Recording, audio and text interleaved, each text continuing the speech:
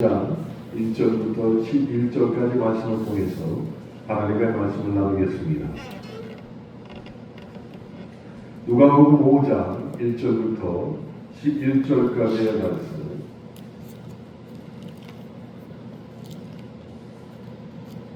함께 읽겠습니다. 무리가 몰려와서 하나님의 말씀을 들을 때 예수는 게네사렛 호숫가에 서서 호숫가에 배 두 척이 있는 것을 보시니 어부들은 배에서 나와서 그물을 씻는지라. 예수께서 한 배에 오시니 그 배는 시몬의 배라. 육지에서 조금 떼기를 정하시고 앉으사 배에서 무리를 가르치시더니 말씀을 마치시고 시몬에게 이르시되 깊은 데로 가서 그물을 내려 고기를 잡으라. 시몬이 대답하여 이르되 선생님, 우리들이 밤이 새도록 수고하였으되 잡은 것이 없지만은 말씀에 의지하여 내가 그물을 내리리이다 하고 그렇게 하니 고기를 잡은 것이 심히 많아 그물이 찢어지는지라. 이에 다른 배에 있는 동무들에게 손짓하여 와서 도와달라 하니 그들이 와서 두 배의 세움에 잠기게 되었더라.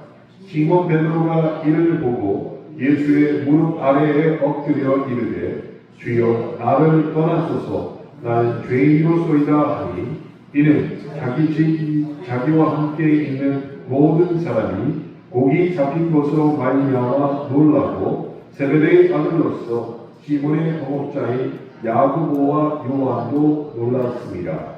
예수께서 시몬에게 이르시되 무서워하지 말라. 이제부로는 내가 사람을 취하리라 하시니 그들이 배들을 육지에 대고 모든 것을 버려두고 예수를 따르니라.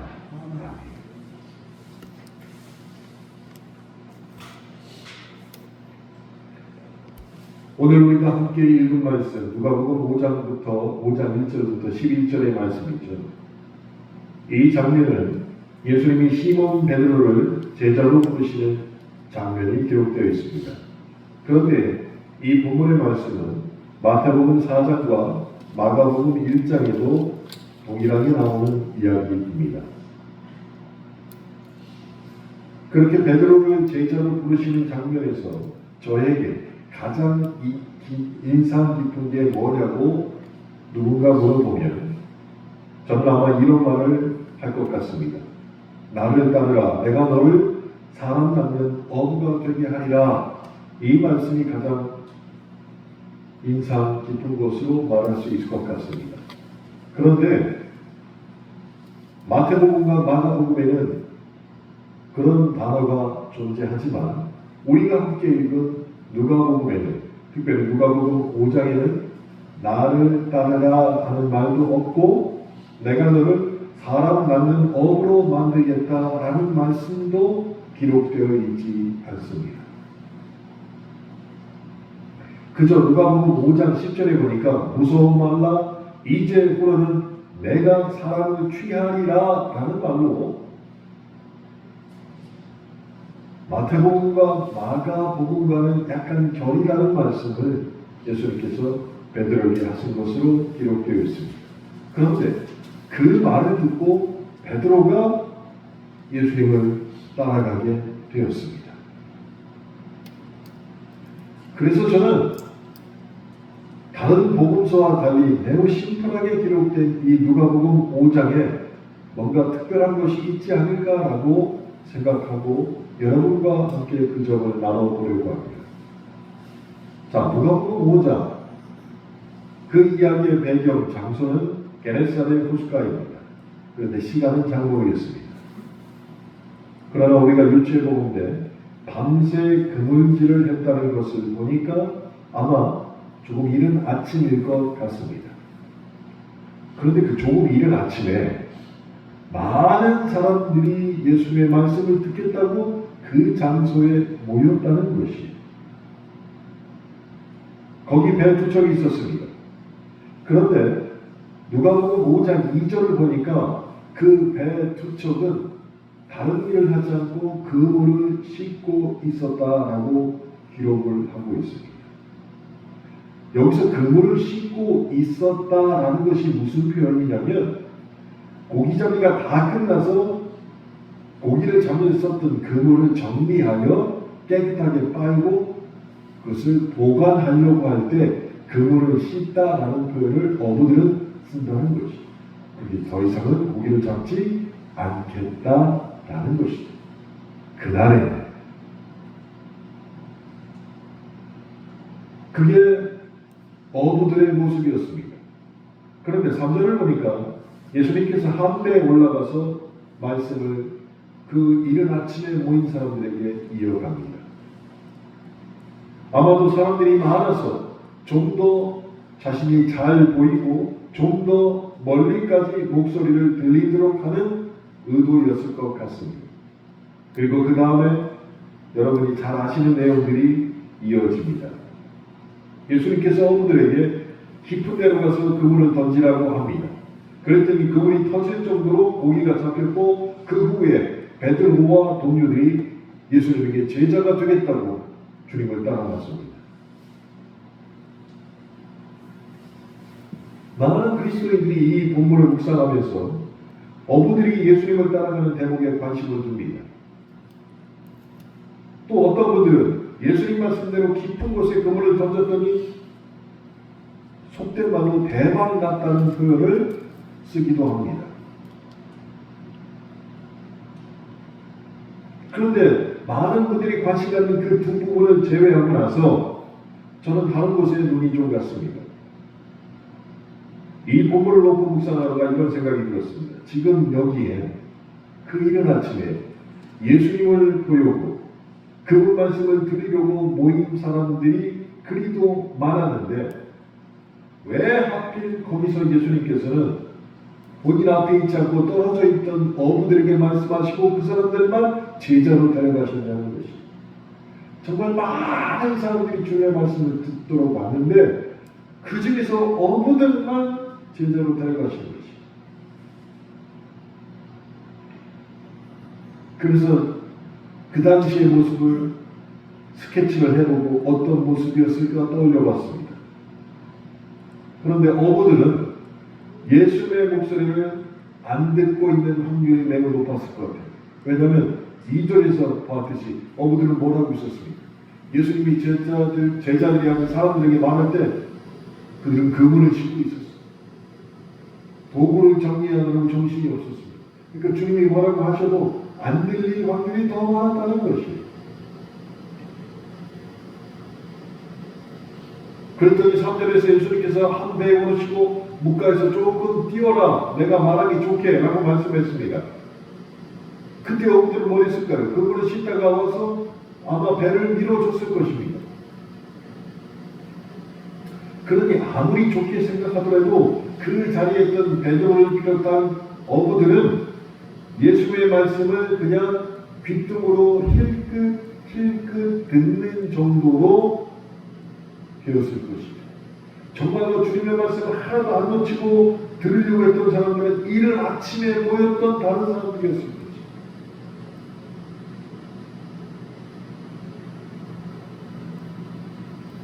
상황이 그렇다면 정말로 올바르게 추측을 해보면 예수님께서는 자신의 말을 잘 듣고 있던 많은 사람들 앞에 들어가서 자 이제 내가 내 앞에 한 줄로 쫙 서봐라. 그리고 소원을 말하면 내가 다 들어줄게 해도 무방한 상황이었습니다. 그들은 아침 일찍 와서 어떻게든 주님의 말씀을 드리려고 했던 사람들이니까 말이죠. 그래서 그들에게 안수 기도를 해주든 치유를 해주든 그런 역사를 일으켰으면 그들이 복음을 듣고 그리스도인으로서 전도하는데 훨씬 더 효과적이었을 것입니다. 그런데 예수님께서는 생뚱맞게도 말씀을 잘 듣지 않았을 것 같은 어부들에게 오히려 다가가셨다는 것입니다. 그 어부들이야말로 예수님에게 무슨 관심을 보일 틈이 없었는데도 주님은 못해서 조금 떨어뜨린 다음에 오히려 어부들에게 관심을 보이셨습니다.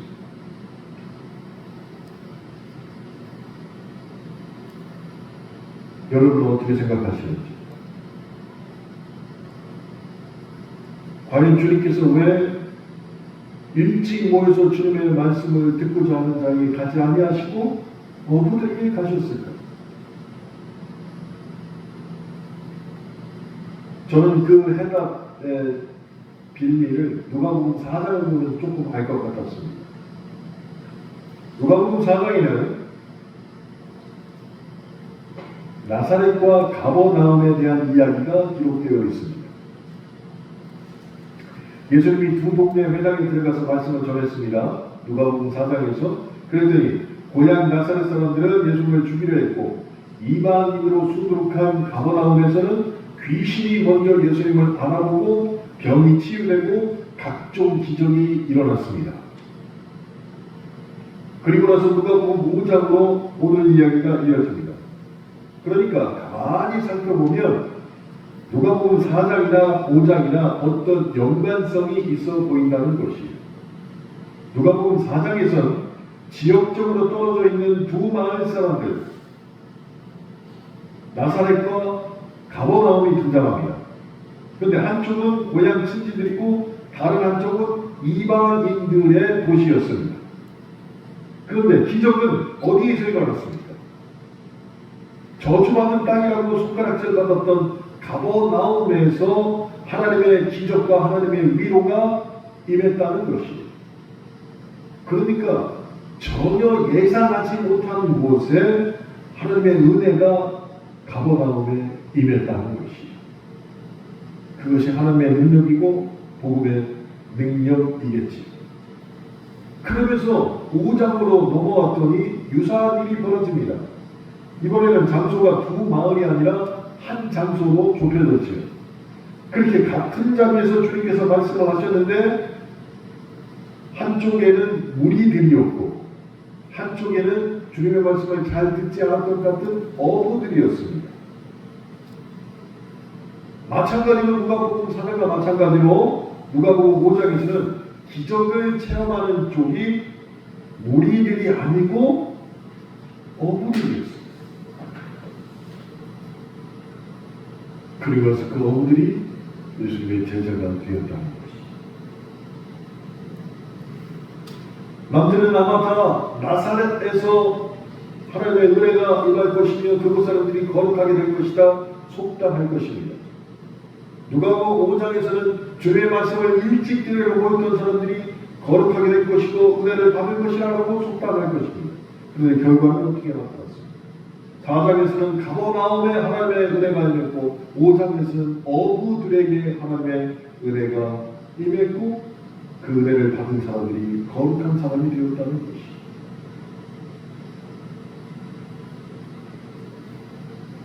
그 당시에 유대인이라 할지라도 어부들은 하층민에 속했습니다. 그래서 본인이 잡은 물고기의 40%를 어업세로 관청에다 바쳐야 됐습니다. 10마리를 잡으면 4마리를 세금으로 내야 됐습니다. 그게 또 끝이 아닙니다. 인두세, 운반세, 성전세까지 내야 되는데 그게 거의 60%였어요. 그러니까 아무리 고기를 많이 잡아도 거의 다 뺏기는 게 어부들이었습니다. 그래서 어부들은 자기 배가 있는 게 아니었어요. 대부분 부채를 지고 있거나 귀족들 밑으로 들어간 거의 종과 같은 생활을 했던 것이 그 당시에 어부들이었습니다. 대부분은 가난했습니다. 목구멍이 포도청이라 보니까 그래서 그들도 안식일을 지키지 못했고 안식일날 나가서 조업을 하는 상황에 일이 비일비재했습니다. 그러니까 누가복음 4장에서 가버나움이 저주의 땅이라고 손가락질 당했던 것처럼 누가복음 5장에서 나오는 이 어부들은 말로는 유대인이지만 사회적으로는 결코 존경받지 못하는 직업군에 속했던 사람이라는 것이죠. 그래서 누가복음 4장과 5장이 이런 유사점이 있다는 것이에요. 그럼 왜 이 똑같은 유사점을 가지고 누가복음 4장과 5장을 붙여서 하나님이 우리에게 말씀하고 계실까요? 저는 이렇게 생각합니다. 복음이라는 것은 가난하고 병들고 사회에서 외면당한 사람에게 임하는 하나님의 위로가 먼저라는 것이 심판이 먼저가 아니고 하나님의 위로가 임하는 것이 먼저라는 것이. 그래서 이 관점을 가지고 누가복음을 읽어보면 지금까지 보지 못했던 것을 보게 됩니다. 그럼에도 불구하고 오늘 본문에서 아직 해결되지 않는 장면이 있습니다. 그게 바로 시몬 베드로가 예수님을 따라가는 장면입니다. 여러분, 베드로가 예수님의 제자가 되는 과정을 우리가 지금 누가복음 5장 1절부터 10절까지 11절까지 해서 보았습니다. 근데 혹시 이상한 점이 없을까요? 베드로가 도대체 무슨 이유로 예수님을 따라갔을까요? 결국 이 베드로는 그날 임한 하나님의 위로와 은혜를 받고 거룩하신 하나님을 만난 사람들의 모습으로 그 생애를 마지막까지 살아갈 수 있었습니다. 근데 도대체 무슨 이유였냐는 거지.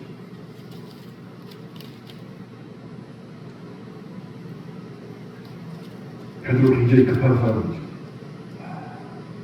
난 하여튼간 지난 주일 오후에 있었던 척사대회에서 베드로 같은 사람을 많이 봤어.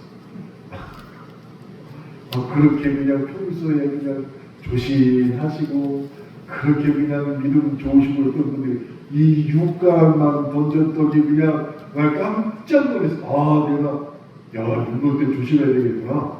내가 안 들어간 게 다행이다. 깜짝 놀랐어. 베드로의 성질을 가지신 분들이 너무 많다는 거지. 여러분, 그 성질 급한 베드로가 왜 예수님을 따르느냐는 거예요.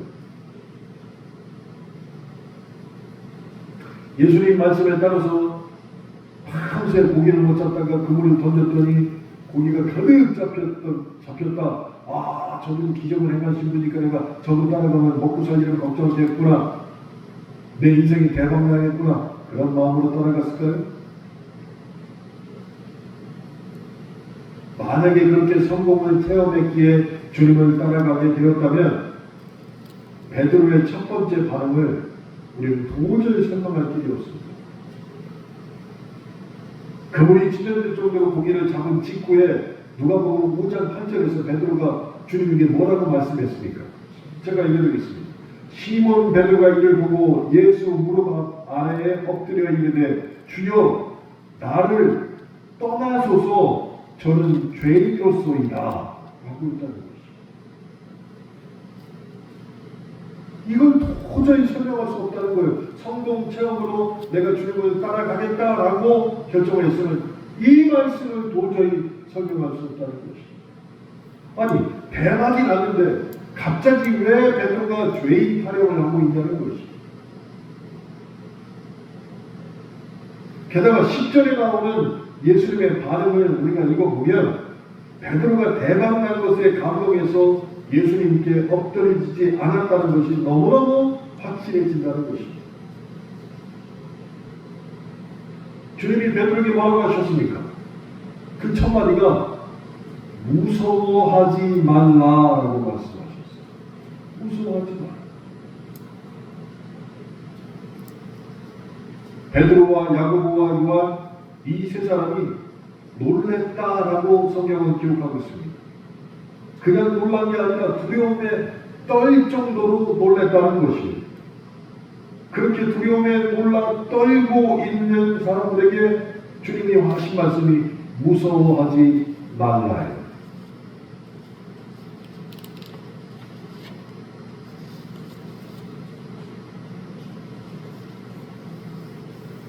이번 주에 저희 중부 목양의 식사를 선화동에 있는 소머리 국밥집 갔어요. 선화동에 있는 소머리 국밥집이 유명한 게 김치가 유명하잖아요. 실비 김치라고 그 김치 먹다가 죽을 수도 있어요. 사람이 너무 배고파서 그게 이제 방송에 탄 거예요. 그래서 사람들이 지금 성심당에도 오지만 선화동 소머리 국밥집에 사람이 너무너무 많아요. 줄을 서가지고. 근데 식당에 들어갈 때 그 옆에 편의점이 있는데 편의점에서 사갖고 가야 돼요. 참치 캔 하나하고 김 하나하고 마요네즈를 사가야 돼요. 그럼 소머리 국밥이 나와요. 그러면 밥을 하나 말고 밥을 하나 더 주문을 해요. 그래서 밥을 주문하면 큰 양재기까지 줘요. 거기다 밥을 넣고 참치를 넣고 그 다음에 실비김치를 잘라가지고 거기다 넣어요. 그 비벼. 그 김에 싸먹는 거예요. 제가 요만큼을 먹어봤어요. 처음. 요만큼 먹고 물을 한 통을 다 먹었어요. 그래서 다른 사람들은 김치를 갖다 먹지 않고 이제 물을 더 달라고 해가지고 거기다 김치를 빨아요. 계속 빨아서 허해가 되는 걸 먹었는데도 매워요. 두려움입니다. 밥을 먹기. 그래서 뭐 밥 위에다가 마요네즈를 이만큼을 뿌려가지고 그 김에 싸서 먹으면 그래도 조금 나아요. 밥 먹는 게 두려운데 그 두려움을 알고도 뒤에 사람들이 얼마나 줄을 서 있는지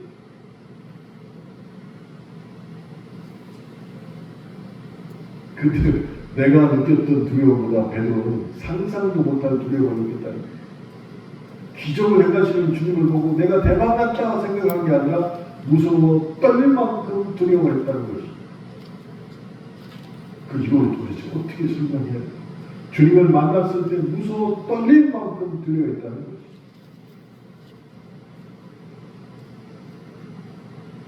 도저히 누가복음 말씀으로는 설명할 방법이 없습니다. 그래서 저는 이사야 6장 1절부터 8절의 말씀을 빌어서 그 광경을 설명하려고 합니다. 이사야 6장 1절부터 8절을 보면 아모스의 아들 이사야를 하나님이 부르시고 그리고 선지자로 세우시는 장면이 기록되어 있습니다.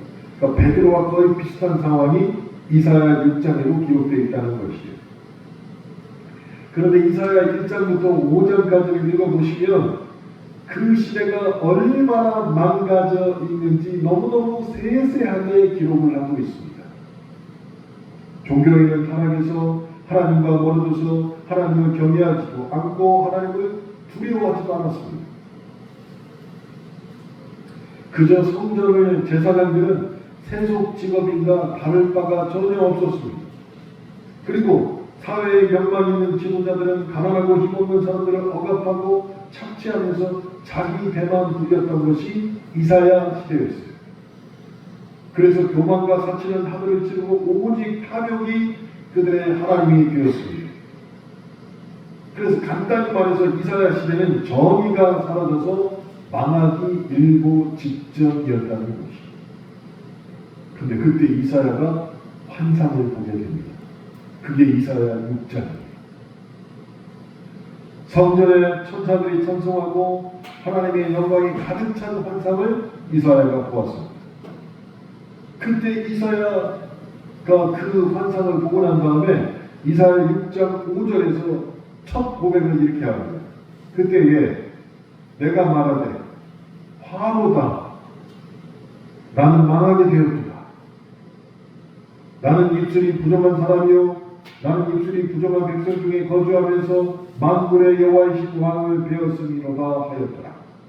자, 하나님의 놀라운 영광을 보았는데 하나님 대단하십니다. 하나님 정말로 하나님께 경배와 영광을 돌립니다. 이렇게 해야 되는데 베드로가 한 말과 똑같이 그게 나에게 화가 되었도다 라고 이사야가 똑같이 고백했다는 것이. 거룩하신 하나님의 영광을 보았는데 그게 나에게 화가 되었도다 라고 이사야가 고백했어요. 하나님을 만나면 기뻐 춤추고 찬송할 것 같은데 이사야의 첫 반응이 뭐냐면 아이고 나 망했다 라고 하는 것이. 나 망했다. 그리고는 하나님 앞에서 자신의 죄악을 고백합니다. 하나님 나는 부정한 사람입니다 라고 하나님 앞에 머리를 조아립니다. 그랬더니 잠시 후에 스랍 중 하나가 내려와서 그 환상 중에 제단 숯불을 들고 오더니 그의 입술에 댑니다. 그러더니 너의 죄가 사해졌다라고 선언을 합니다. 그리고 8절에 보니까 내가 또 주의 목소리를 들으니 주께서 이르시되 내가 누구를 보내며 누가 우리를 위해 갈고 하시니 그때 내가 이르되 내가 여기 있나이다 나를 보내소서 하였더라. 이 유명한 말씀이 이사야 6장 8절에 나오는 것이.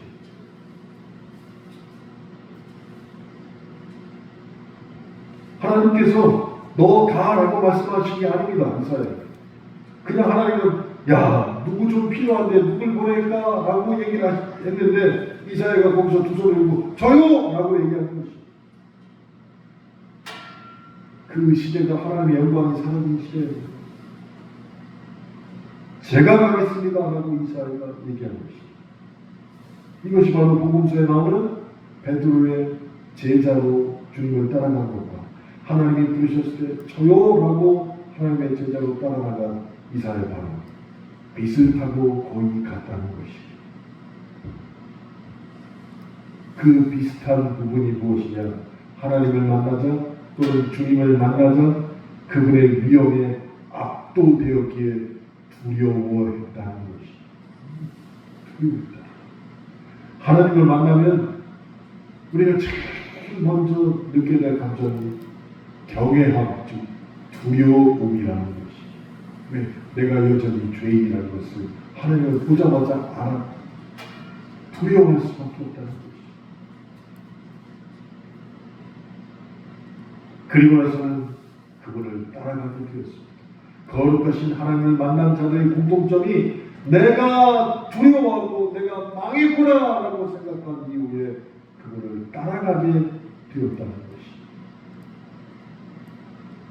그런데 성경을 읽다 보면 이런 장면이 꽤나 많다는 걸 알게 됩니다. 모세가 불타는 떡이라고 가운데 하나님을 만났지요. 출애굽기 3장에서. 그때 모세가 어땠습니까? 나는 대박났다 하지 않았습니까? 그도 죽을 것 같은 생각이 들었던 것이. 엘리야가 호렙산에서 세미한 소리 가운데 하나님을 만나는 장면, 열왕기상 19장에도 기록되어 있습니다. 욥이 북풍 가운데 하나님을 만났습니다. 바울이 다메섹에서 예수님의 음성을 듣고 땅에 엎드려지는 사건, 모두 공통점이 있습니다. 전능하신 존재를 만나자 그들이 다 두려움에 떨었다는 것이.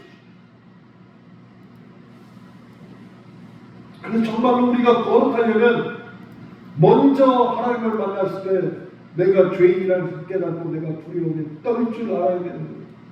하나님이 어디 나타나셨는데 하나님 나를 찾아오셨습니다. 내가 얼마나 의인이면 나를 찾아오시니까 교만한 것이고 망할 자라는 것이.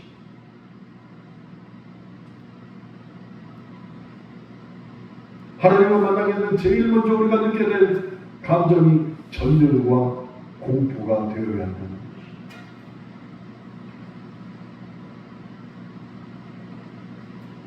그것이 지나간 이후에 내가 거룩하게 되었다는 것을 깨닫게 됩니다.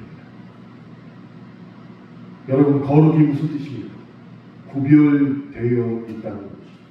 구별되어.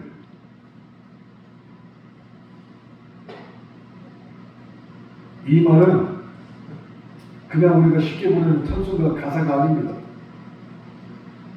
나는 감히 하나님 앞에서 눈도 못 뜰 만큼 정말로 작은 존재입니다 라는 것을 고백하는 것이 하나님 앞에서. 그래서 이사야서 6장에는 천사들이 거룩 찬송하였도다 라고 기록하고 있습니다.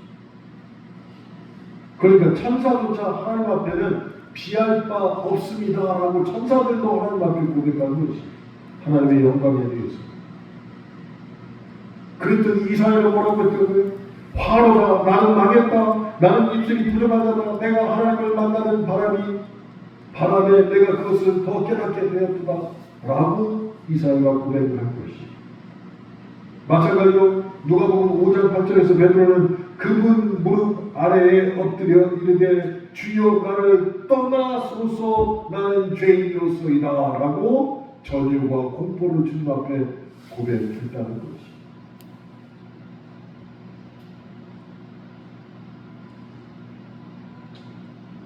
여러분, 기독교만 그런 게 아니고요. 세상에 있는 종교들, 그 종교들의 공통적인 특징이 두려움에 떤다는 것이.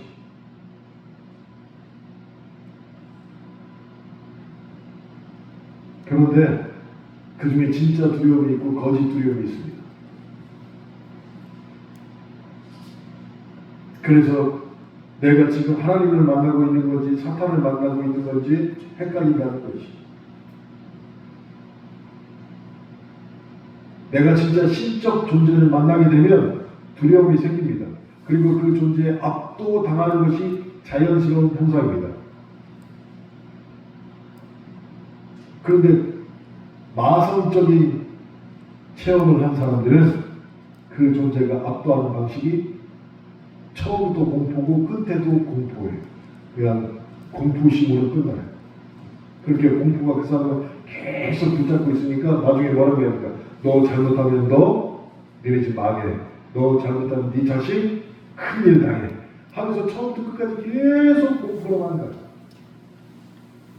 그런데 거룩한 존재인 하나님을 만나면 전율과 공포가 똑같이 시작되지만, 그러나 그 전율과 공포, 두려움을 넘어서는 은혜와 신비로 하나님이 그를 당기신다는 것이, 이게 가리려요. 그래서 이단들은 처음부터 끝까지 공포예요. 내 말 안 들으면 너는. 근데 진짜 하나님을 만난 사람들은 똑같이 두려움을 느꼈다가 하나님이 이끌어 주시는 방향으로 신비로운 삶과 은혜를 경험하게 된다는 것이. 이게 다른 것입니다. 여러분, 베드로 예수님을 만나서 압도당했습니다. 그분 앞에서 자신이 얼마나 초라한지 깨닫고 두려워했습니다. 그때에 주님이 베드로를 나무라거나 정죄하지 않으셨습니다. 오히려 누가복음 5장 10절에서 뭐라고 말씀하십니까? 무서워하지 말라, 이제부터는 내가 사람을 취하리라 라고 말씀을 하셨습니다. 그러니까 예수님께서는 베드로가 지금 전율과 공포와 두려움에 사로잡혔는데 그걸로 끝나는 게 아니라, 그걸로 계속되는 게 아니라 그 자리에서 베드로에게 소명을 주셨다는 것이. 무슨 소명입니까? 내가 사람을 취하리라 라는 소명을 그 자리에서 주셨어요. 죄를 깨닫는 자리에서 소명이 시작되었습니다. 거룩하게 우리를 부르신 하나님 앞에서 그 거룩한 부르심에 순종하는 자세가 무엇인지 깨닫게 하셨다는 것입니다. 그래서 하나님 앞에서 인간의 한계를 깨닫게 되면 그 순간에 바로 하나님께서 우리에게 사명과 소명을 주시는 것도 동시에 깨닫게 된다는 것입니다. 베드로만 그랬습니까? 이사야도 마찬가지였습니다. 그가 하나님 앞에서 거룩한 두려움을 느꼈습니다. 하나님은 그를 정죄하지 않고 오히려 그를 거룩한 소명으로 누가 나를 대신하여 갈까 하는데 이사야가 소명을 받아들였습니다. 저요! 라고 말했죠.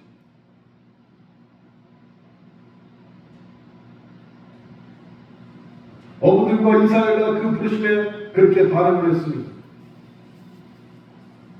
어부들은 모든 것을 내려놓고 예수님을 따랐다라고 말하고, 이사야는 내가 여기 있나이다, 나를 보내소서라고 고백을 하게 되었습니다.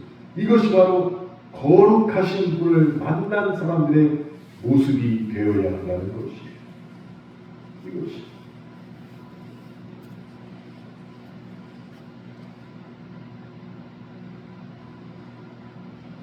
오늘 우리가 함께 나눈 말씀, 어떤 특별한 위인들에게만 해당되는 이야기가 결코 아닙니다. 혹시 여러분 가운데 나는 주님 앞에 설 자격이 없어, 나는 아직 교회 직분을 감당할 자격이 안 되라고 느끼거나 자책하는 경험이 있지 않으십니까? 그때 기억하기를 바랍니다. 하나님은 너 반드시 이 일을 맡아야 돼 라고 우리에게 강요하지 않습니다. 오히려 베드로를 찾아와서 첫 번째 하신 말씀처럼 무서워하지 말라라고 말씀하시고 우리를 새로운 삶으로 초청하시고 그 신비 가운데 우리를 인도하신다는 것이에요. 그래서 이사야에게는 그 삶은 선지자의 길이었고 어부들에게는 제자의 길이었습니다. 그런데 이사야와 어부들에게 공통점이 있습니다. 그것은 무엇이냐? 주님을 만난 이후, 하나님을 만난 이후로 자기 욕망을 따라가는 것이 아니라 다른 사람을 살리고 섬기는 길을 기쁨으로 갔다는 것이.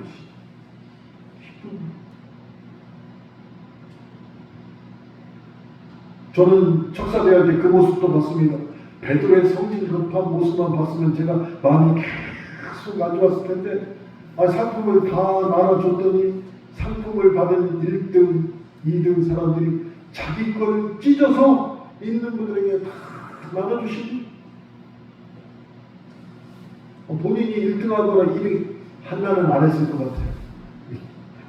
근데 마리아는 다 찢어서 다 나눠줬어요. 가져가시라고 가져가시고. 이게 다른 사람을 살리고 섬기는 일이에요. 그래서 저도 감동이 돼서 원래 1등에게만 그 상품을 위생행주를 주고 2등은 라면을 5개씩 드리려고 했는데, 거기 계신 분 39분에게 라면을 하나씩 나눠준 거예요. 저 정도면 이거 나눠줘도 아무도 뭐라고 안 하겠지 하고 나눠줬더니 다들 좋아하시고. 사랑을 섬기고 살리는 길은 하나님 앞에 두려움을 먼저 느끼고 그분이 이끄시는 대로 신비함과 은혜로운 길로 가겠다고 저요라고 결단하는 순간 다른 사람을 살리게 된다는 것이 기억하십시오. 흔히들 말하기는 영성이라고 얘기합니다. 영성은 기본적으로 자기를 초월합니다. 내 한계를 내가 스스로 초월하는 게 영성이에요. 그 무엇을 초월합니까? 나의 욕망을 넘어서야 된다는 것이. 내 욕망이 최우선이 아니라는 것이. 기독교 영성이라는 말도 있습니다. 그럼 기독교인들이 가져야 될 영성은 무엇이냐? 나를 넘어 이웃에게 향해야 한다는 것이. 나 옆에 있는 사람에게 우선권을 주는 것이 기독교 영성이에요. 그래서 예수님께서는 이사야도 그렇고 베드로에게도 그 어부들에게도 그 소명을 주신 것이에요. 그러니 소명은 선직자에게만 주신 게 아닙니다. 모든 그리스도인들에게 주님이 주셨습니다. 그래서 그 소명을 가지고 우리가 속한 가정과 직장과 그리고 국가에서 그리스도인으로서 내 소명의 자리를 잘 감당하고 지켜내야 한다는 것입니다. 그럼 이것을 지금 우리나라에 한번 적용해 볼까요? 지금 우리나라는 12.3 내란 사태 이후로 너무나도 큰 혼란과 두려움에 압도당하고 있습니다. 그래서 같은 땅 아래 같은 사건을 마주하면서도 전혀 다른 두 세계가 만나서 서로 갈리며 싸움하며 저주하고 있는 게 지금 우리의 형편입니다. 이것을 성경에 있는 말씀으로 바꾸면 누가복음 4장에 나오는 나사렛과 가브나움처럼 갈리고 누가복음 5장에 나오는 큰 무리들과 어부들로 갈린다는 것이.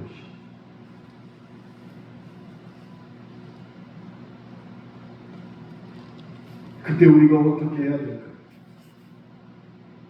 우리는 깨어 있어야 됩니다.